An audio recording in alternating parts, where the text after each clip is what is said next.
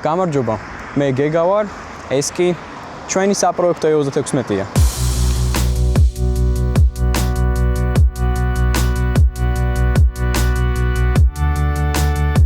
ვინ ჩვენს ვიდეოებს უყურებ და აუცილებლად ემახსოვრება თუ რას გავდა ჩვენი მანქანა.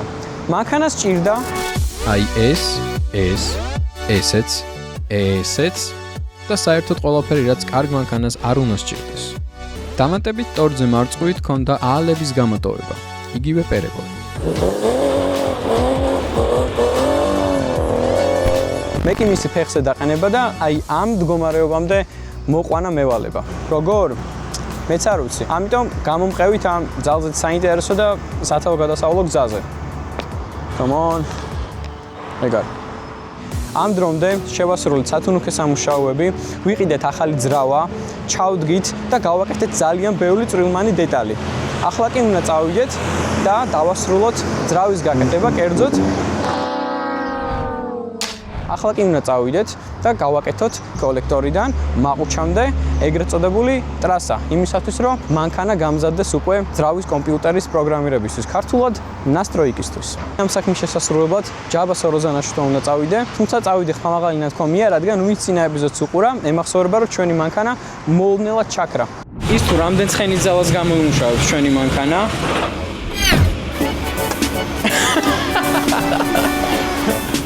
ჩაქრა ამ დროს. მიზეზი კი მარტივია, აქვე გეტყვით. ახალი მანაწილებელი ლილვის გამო კარგად ვერ ითვლის კომპიუტერი საწვავის მიწოდების და ჰაერის ნაკადის შეშვებას, ამიტომ როდის ჩაქრება და როდის არ ჩაქრება, კაცმა არ იცის.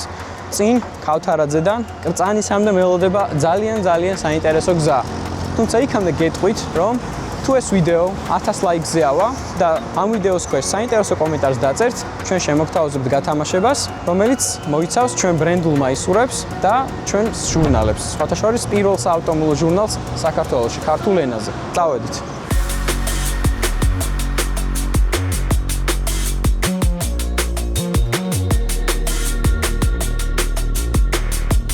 გამომდინარე იქედან, რომ ძრავის კომპიუტერი გამოშტერებულია და არ იცის როგორ იმუშაოს, იმიტომ რომ დაპროგრამებულია მანქანა ინდივიდუალურ დროსელებზე და საერთოდ სხვა რასპრედვალზე, რაც წინა სერიაში გითხრა უკვე მახომ, ძრავმა არ იცის როგორ უნდა იმუშაოს. სწორედ ამიტომ ეგრეთ წოდებულ და ქართულად ხალასტოი ხოძზე მანქანა ქრება. ამიტომ რაღაც დოზით აქსელერატორის სატარკულზე ფეხი მუდმივად უნდა გეჭიროს. ან მაგალითად უნდა გაგიმართლოს და როგორც ახლა 2 და 2-ზე დგას თავისით და როდის ჩამოვა ქვემოთ და დადგება ნოლზე, არ ვიცი, ეგრე უნდა იყოს. ამიტომ წინ მართლა თავგადასავალი მელოდება კრწანისამდე. 1-2-ჯერ უკვე ჩაქრა თავისით. ცხელა! აუდუღდი. გარეთ არის ალბათ 1-25 გრადუსი. მე კიდევ ზივარ მანქანაში, რომელიც ცოტა ხნის წინ იდგა საშინელ მზეზე. ქალბატონო, სად გადადიხართ? არ ჩაქრე, გთხოვ, არ ჩაქრე. ხალხი გიჟივით მიყურებს. მოხედავენ, რომ მანქანა ბგუის.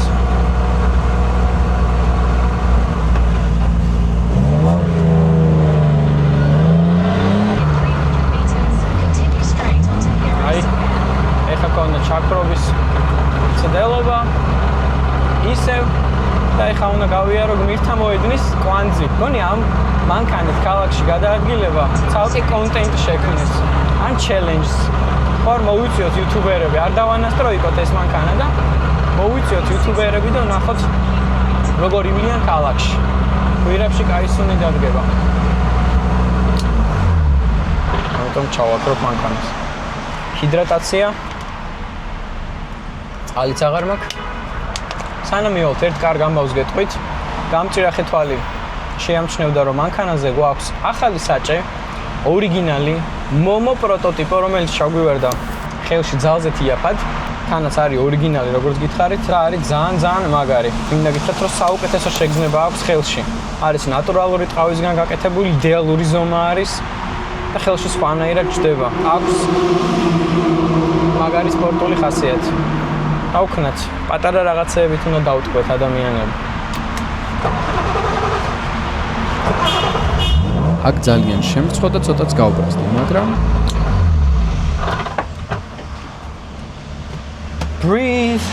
ყველა კონდიციონერი მანქანაში ზის.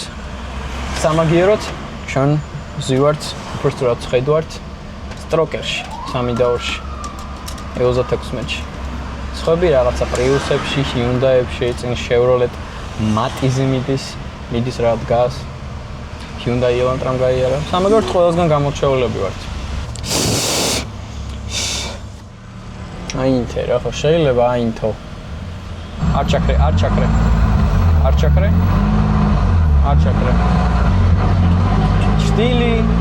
ჭრდილი ხალხო. მეგონა რომ უფრო მეტჯერ ჩაქრებოდა და უარესად მაწავლებდა, მაგრამ ნამდვილი მეგობარია და ნამდვილი ძმაკაცია. თან რაღაცები დაუმუღამე.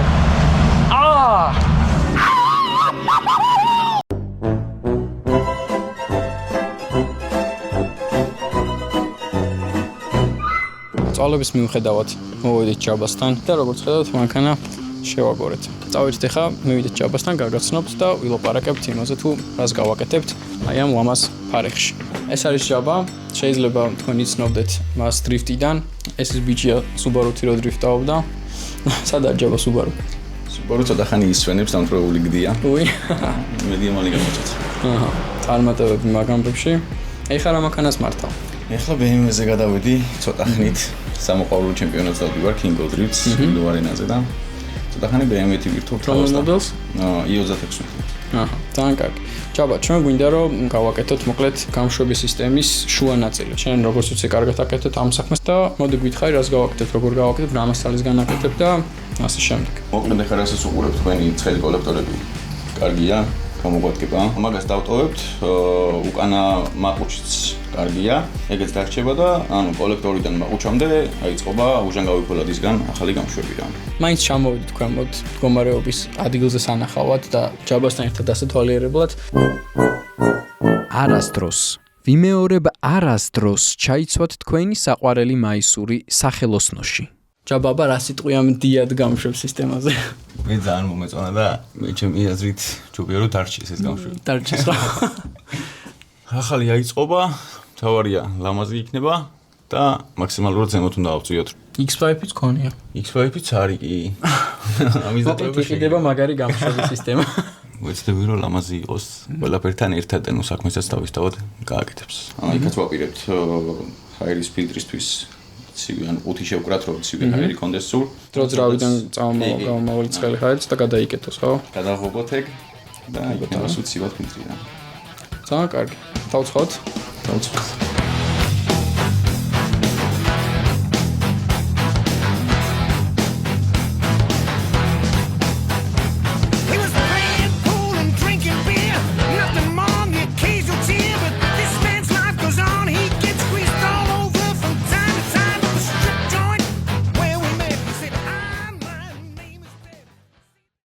Man, we talking race cars, nigga. This ain't no joke. ალბათ ხა კადრშიც ჩანს. რამაგრად გამოიყურება ჩვენი ახალი გამშვების სისტემა. ახლოდან უფრო ლამაზია, იმიტომ რომ აი ეს დეტალები, გადამის დეტალები შედუღებებში გამოიყურება ძალიან ლამაზად.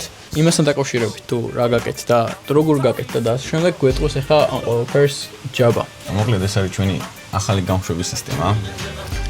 პირველ რიგში ანუ X5-ი რო ახსნათ რა, ანუ ამ შემთხვევაში ხა მაგალითად როცა ვეტიპის ძრავი არ არის, არ სჭირდება X5-ი. აქ უბრალოდ მეტი აგრესიული ხმისთვის დავაყენე ეგ და სხვა არანაირი დანიშნულება არ აქვს. X5-ის მთელი მუღამი ესე რომ ვთქვათ არის რომ მარტივად დაცალოს გამშვებ სისტემაში აირები რა, კი. აი ხა მაგალითად აქედან ხო არის რა, დამოუკიდებელი 2 ცალი მილი შედის. მე ერთიანდება და ისევ 2 გადის რა. ეხლა მაგალითად აქედან რო ჩვენ წნევით ჰაერი ჩავბეროთ, აქ რაღაცა თქვა თან სალფეტი ან ფურცელი ან რაღაცა მივაფაროთ, დავინახავთ რომ ანუ აქედან დაბერილი ჰაერი, ანუ ამასაც გაიყოლებს აქედანაც რა, მილიდანაც და ესე უფრო მალე იცლება, თან ერევა ერთმანეთს და უფრო მალე იცლება ის აირები რაც იმყოფება გამოსავალ სისტემაში რა. შემდეგ რაც შეეხება რეზონატორებს, რეზონატორებში ორი ვარიანტი მქონდა, იყო უფრო პატარა ზომისაც, მაგრამ ძალიან ისეთი ხმაურიანიც არ გვინდოდა რომ ყოფილიყო და მაგიტო შევარჩიე უფრო დიდი ზომის რეზონატორები და ბოლოში სტანდარტული, ან რაც იშოვება ჩვენს ბაზარზე, დავაყენებ ბოლო მაყუჩი. მე ძალიან მოწონს ჯაბა აი ეს დეტალები. აი რა აძლევს ამას ესეთ შეფერილობას და ტექნოლოგიურად როგორ კეთდება და რატო ეხლა თავის ქებაშიც როარ ჩამითვალოს. ეგ არის უბრალოდ სწორად შედუღების შედეგი რა.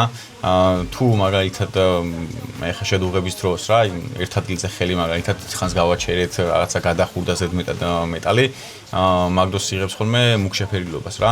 კიდე ძალიან მოქმედებს არგონი, რითიც ვადუღებ ეგ არ არის მაგალითად კარგი ხარისხის, ან საკმარისი რაოდენობით არ მიეწოდება.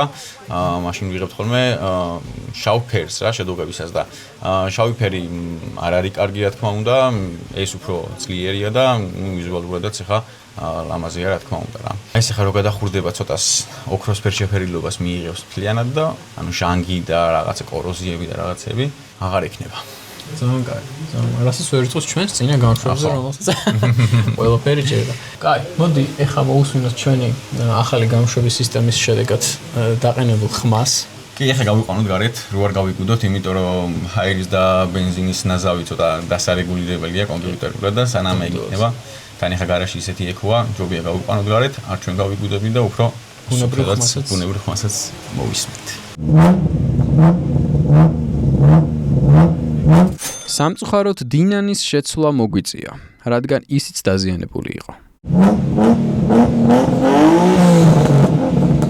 მოკლედ ძალიან კმაყოფილი ვარ ჯაბას მიერ შესრულებული სამუშაოთი, ჯერ ვიზუალურად და მე ხმით მანქანა არ ვიცი. ძალიან მაგარი გახდა. ჯაბა ძალიან დიდი მადლობა ამისთვის და სურვილებს ვინც მოინდომებთ რომ მსგავსი გამოშვების სისტემა გქონდეთ, მოდით oversteer გარაჟში, რომელიც მდებარეობს კწანის რა ნომერში რო შემოხსენო? 7 ნომერი, ასე დააფოლოვეთ ჯაბას TikTok გვერდი, რომელსაც ქვია oversteer garage. ეხლა კი ჩვენს გამოვიძახოთ ევაკუატორი. უსოთ უკვე გამოვიძახეთ და მოსულია და აი იქ დგას. უკვე მივხედავთ მანქანის ძრავის კომპიუტერის ქართულად დანასტროიგებს. მადლობა ჯაფა, კიდევ არ გადი.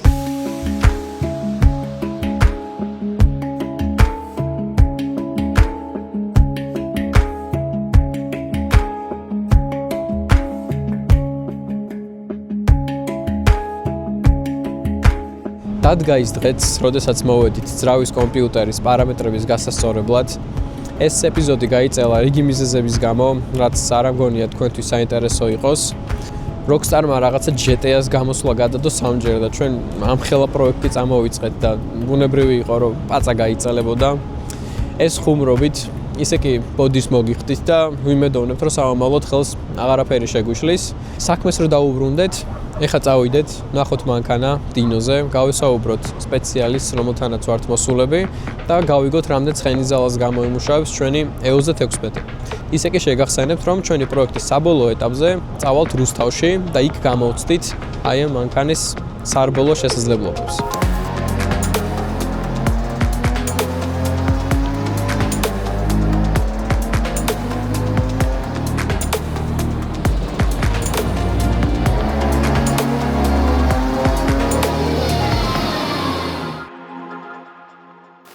სალამი გარო. ორი სიტყვით რომ მოგყვეთ თქვენი საქმიანობის და გამოცდილების შესახებ. გამარჯობა. ამ საქმით ვარ დაკავებული 20 წელიწადზე მეტი. მაგ წლების განმავლობაში უამრავი მანქანა ყავს გაკეთებული ავტოსპორტში. რა თქმა უნდა. კი ბატონო. და არა მარტო პრინციპში, ავტოსპორტში, ასევე კი. ჩვენ შემთხვევაში საბაზისო ელემენტებით რო დავიწყოთ, მოდიფიცირებულია ცივი კოლექტორი, ცხელი კოლექტორი, ძრავში შიგნით დეტალები, რასპრედვალ საერთოდ სხვა არის. აი რამდენად დიდი მნიშვნელობა აქვს ამ ნაწილების შემდეგ ძრავის კომპიუტერის პროგრამირებას იმისთვის, რომ ამ ყველა მოდიფიცირებულ ნაწილმა იმუშაოს შესაბამისად. აზრი არ აქვს არც ერთ ნაწილს, თუ ეგ სოფტით არ დაემთხვა მუშაობაში, მაგი პირიქით ზიანს მოაყენებს ძრავს ფიზიკურად ნაწილის შეცვლის მერე უწევს პროგრამირებით მაგის დამთხევა რა. ეგ ძალიან მნიშვნელოვანია, რათა არასწორად არ იმუშაოს ძრავმა. რო ვისაუბროთ, რა სხვაობა არის ატმოსფერული ძრავის ნასტროიკასა და ტურბინიანი ძრავის ნასტროიკას შორის. ანუ ძრავი ზოგადად ჩავთვალოთ ჰაერის ტუმბოა და რაც უფრო მეტ ჰაერს გაატარებს, მით უფრო მეტ ცხენისძალას გამოიმუშავებს. ტურბოს შემთხვევაში ეგ ძალიან ეხმარება ჰაერის დატუმბვაში და შესაბამისად ცხენისძალაც ადვილად გამოიმუშავება. ატმოს შემთხვევაში ყველაფრის ძირითადად ოპტიმიზირება გჭირდება რა, იმიტომ რომ ტურბინა არ არის, წნევას ვერ ქმნით და ეგ ძალიან რთულია. ბევრჯერ უწევს ძრავის დაშლა, აწყობა, მეტკების ასე რომ ვთქვათ, რასპროდლების ოპტიმიზირება და ასე შემდეგ. ჩვენ შემთხვევაში ამოვიღეთ 305 ცხენის ზალა საბურავზე, რაც ძრავზე უდრის 360 ცხენის ზალას. რამდენად შესაბამისობაშია ეს მონაცემი იმ hardware-თან, ასე ვთქვათ, იმ ნაწილებთან, რაც ჩვენი მანქანა არის აღჭურვილი. დღევანდელი პირობებიდან გამომდინარე და იმ საწვავიდან გამომდინარე, რაც შეიძლება რომ ჩავასხათ, ეს ის უსაფრთხო ძალაა, რაზეც შეიძლება რომ გამოიყენოს ადამიანმა და რაღაც სიამოვნება მიიღოს. და აი, ვისაც მსგავსი პროექტის გაკეთება უნდა და უნდა ძრავის კომპიუტერის პარამეტრების მოდიფიცირება, აი რა უნდა გაითვალისწინოს, სანამ თქვენამდე მოვა. როგორც ვიცი, უნდა შეცვალოს აალების ანთლები, წესრიგში უნდა იყოს საწვავის მიწოდების სისტემა. პირველ რიგში მანქანა იმ ძალას უნდა გამოიმუშავებდეს, რაც ქართულად აქვს მითითებული. გამართული უნდა იყოს მანქანა სრულად. მაგის მერე შეიძლება რა აზრი აქვს რაღაცა, რომ მოდიფიცირება მოვახდინოთ. მოდი თქვათ ახლა ისიც რომ ჯანდაბა რამჭირს ხმაზე ჩა. 10-40 ხوارას. შველის 10-40. გარბენს გააჩნია. კარგი, მოდი ახლა ვთქვათ ისიც, როგორ უნდა მოგაგნოთ იმ ადამიანმა, ვინც ამ სამუშაო შესრულებით იქნება დაინტერესებული, თქვენი საკონტაქტო ნომერი, რა თქმა უნდა, ვიდეოს აღწერაში იქნება მითითებული, თუმცა ადგილმდებარეობის შესახებაც უთხრათ ჩვენს მაყურებელს. ჩემი ნახვა შეიძლება პრინციპში ვარ კეთილში, კალაუბნის ქუჩაზე, ვარ 24 ნომერში. ერთი სული მაქვს, როდის გავტესტავ აი ამ მანქანაში თავმოყრილ 360 ცხენის ზალას. ერთი შეხედვით ვერ დაიჯერებს ადამიანი, ალბათ რომ შეხედავს ამ მანქანას, რომ ამდენი ცხენის ზალა აქვს, მაგრამ ალბათ რაღაც გამოვიდა უკვე. კი, აშკარად გამოვიდა ვიზუალს რა არ მივაქციოთ ყურადღება, მე მგონი საკმაოდ ესე აზრიანი შედეგი გამოვიდა რა, დანარაც გზაზე გამოჩნდება და ღიმილზე აიღესახება აშკარად. მოკლედ ძალიან დიდი მადლობა და მანქანას გავტესტავთ მოგვიანებით შემდეგ სერიებში. ახლა ვართ 058 motorsport-ში, დინოზე. აქ ვიყავით მოსულები მანქანის დასანასტროიგებლად. შემდეგ სერიაში კი გელოდებათ ავტომობილის შეღებვა და უკვე მივხედავთ მის ვიზუალურ მხარეს. და მანქანა დაიმსგავსება მანქანას და აღარ იქნება ასეთი ვედროს შესახედაობის. მომავალ შეხვედრამდე.